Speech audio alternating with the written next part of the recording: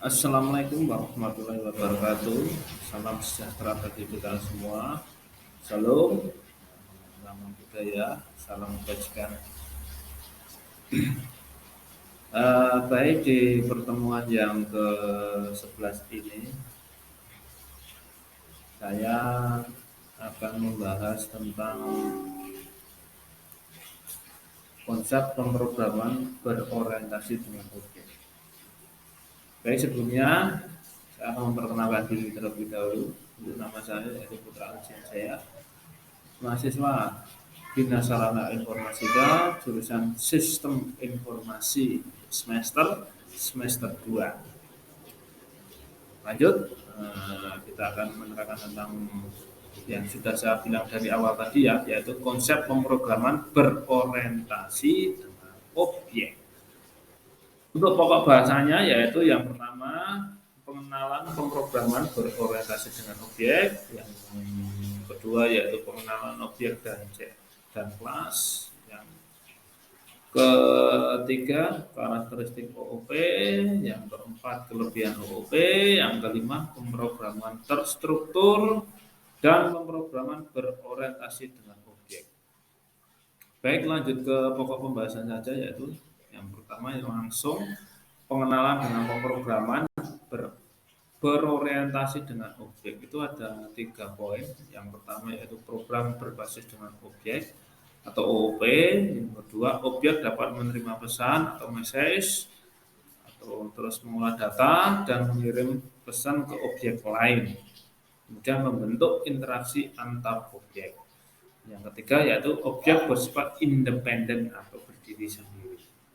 Kemudian pengenalan pemrograman berorientasi dengan objek yang lanjut, yaitu di dalamnya adalah pengenalan objek dan pengenalan kelas.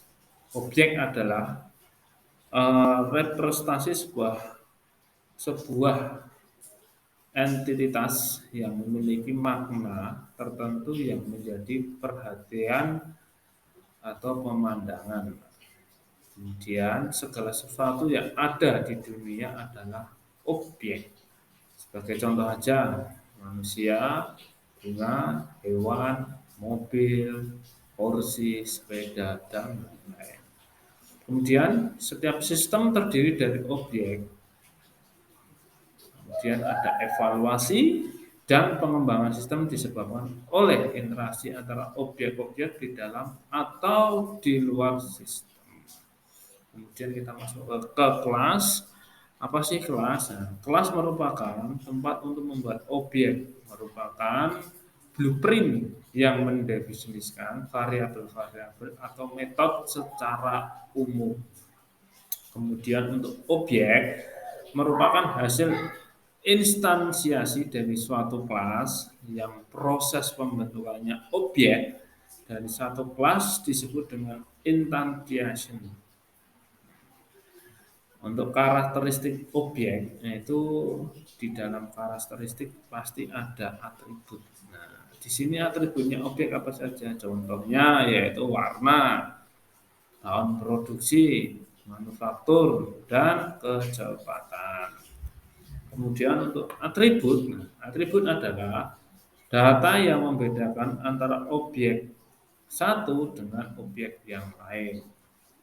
Contohnya yaitu contoh atribut yaitu seperti model, warna, kemudian jumlah pintu, ukuran engine, dan kecepatan mobil tersebut. Itu yang sebagai contoh dari atribut mobil. Kemudian untuk kelasnya, atribut sebagai disebut variabel.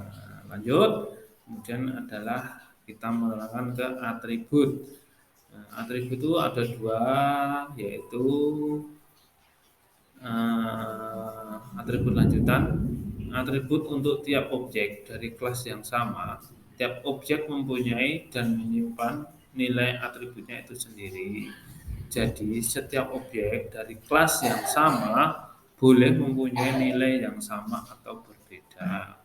Yang kedua yaitu kelas variabel adalah atribut untuk semua objek yang dibuat dari kelas yang sama semuanya objek mempunyai nilai atribut yang sama. Jadi, semua objek dari kelas yang sama mempunyai satu nilai value yang sama. Kemudian ada responsibility adalah sebuah kontrak atau sebuah obligasi dari sebuah kelas. Saat sebuah kelas dibuat, semua objek dalam kelas tersebut memiliki keadaan dan tingkah laku yang sama.